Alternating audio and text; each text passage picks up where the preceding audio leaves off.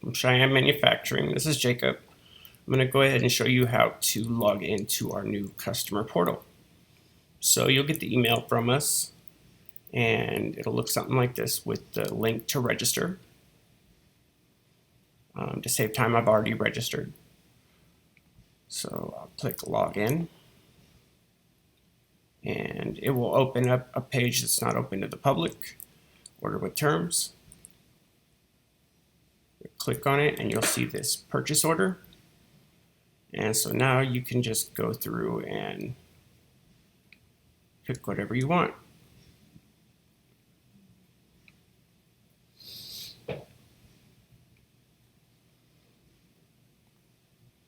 And if you have commercial pricing through Scott, go ahead and ignore the prices that are right here.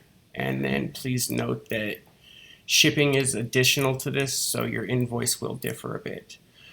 Once you're done with picking your products, go ahead and just enter your name. And then if you happen to want extras on a life ring cabinet, such as the weathered gasket or stainless steel, please notate it right here where it says extras to add. And then click submit.